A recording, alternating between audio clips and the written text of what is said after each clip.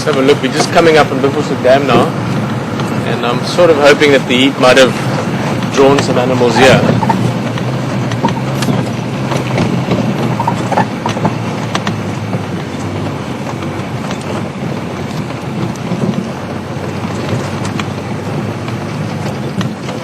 Put it this way, some other animals apart from Humgo the hippo. Who's oh, leopard, awesome! Look at that. Yeah. See, this is why live is so cool. Look at that. Ah.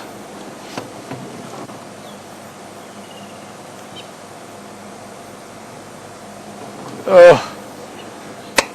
Don't know what more to say. Don't need to say anything. Just look at that. Awesome, awesome. Lying on the edge of the water. Maybe having a drink. Maybe trying to cool down a bit. Sometimes the breeze as it comes off the water can be just maybe a degree or so cooler. We'll get a bit closer just now and try and see, but it looks like a male. Almost certainly is a male. Let's see what it is. What do you think? Maybe that beacon male, Rex? Yeah. Doesn't look that big. Ah,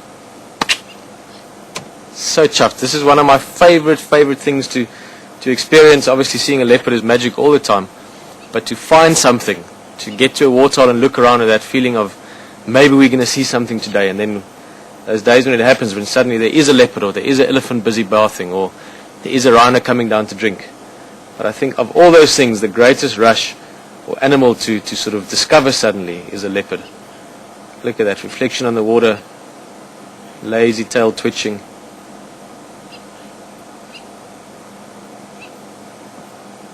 You've got to love this.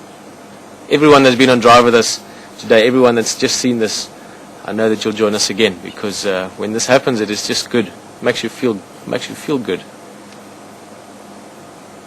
And of course, just magic animals. Maybe we've got some new people with us today that haven't been on lots of drives before.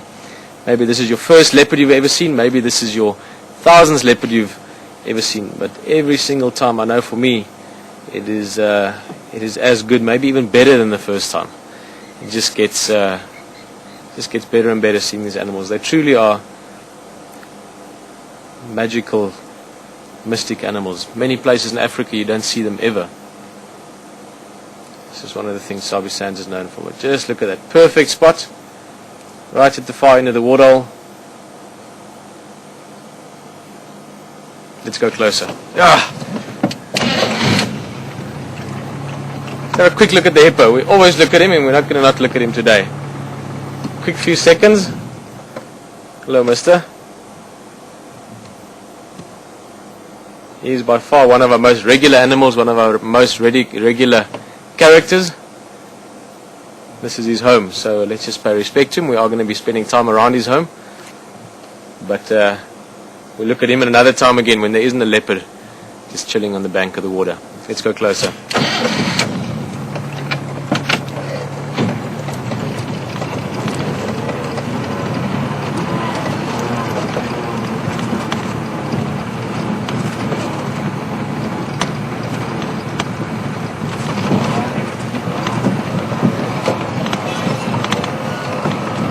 That's very cool, you've got to admit it.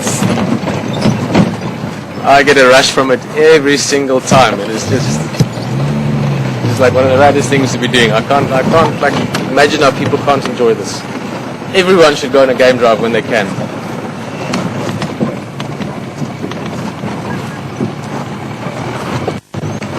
All stations, one inlet. We're just going closer now to see more, but Leopard's there.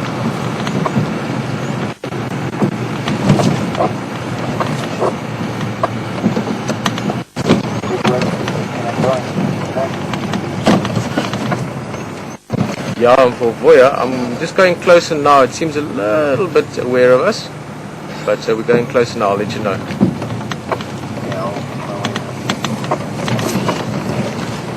The leopard seems a little bit not skittish, but certainly aware of us. Yeah, it looks like that beacon male. Rex, what do you think?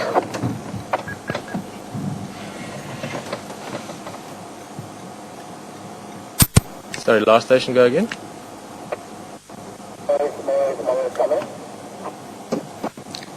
Just sneaking away from us there. Once again, so lucky for us that he was lying on the edge of the water.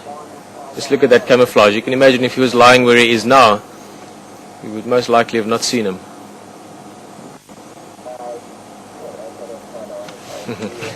Let's just give him a second or two. We're going to move just now, but I just want to let him settle down again.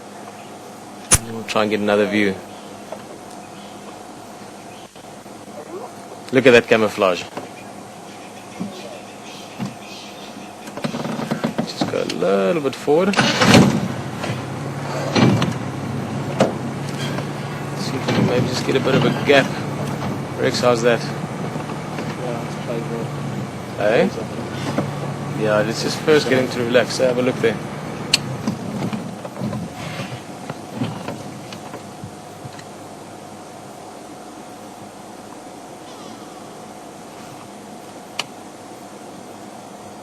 Perfect camouflage. You can see how I just melt into his environment.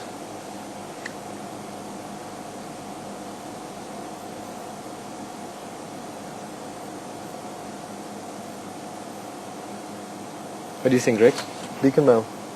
Yeah. Looked like he had that also. He's got that bit of loose skin on the neck still. It's a very interesting leopard. He's slowly getting more and more comfortable with vehicles. He's not quite as relaxed as some of the leopard around here yet. But he's also got an interesting position where he's not the biggest male ever yet. He's still got a couple of years to grow. But because there's been relatively little other big male activity up here, Mafufenyan we don't really see much often. We don't see him often anymore. We don't see Tyson much anymore. So that sort of left a bit of a gap here. And that's why he's moving in more and more. Also, there's not that many females up in this sort of northern area. So once again, it's not exactly the most sought after or competed for territory that a male could have. So that's also why there's less male activity. So that's why he's around quite a bit.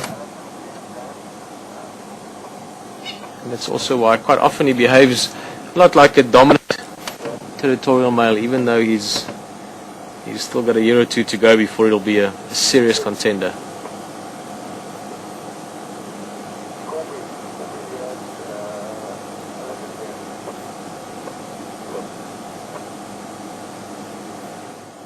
Look at those francolins just in front of him. He's looking at them. See the francolins there, Rex? Just down from him. That's what he's looking at. There you go.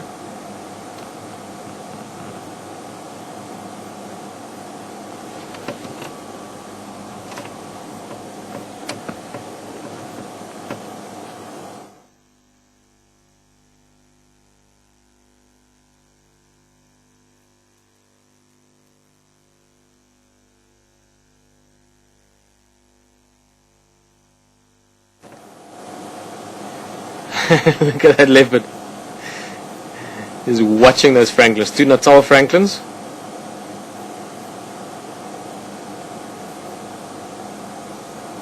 Now, it's not likely that he's going to hunt them. You can see he's sort of semi-falling asleep there. But especially when they're younger, quite often leopard will hunt birds like this. Francolin, guinea fowl.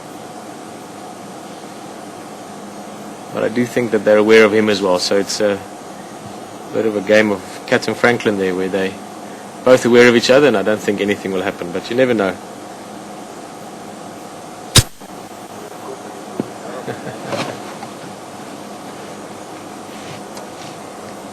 It's a very energy efficient way of dealing with very hot weather.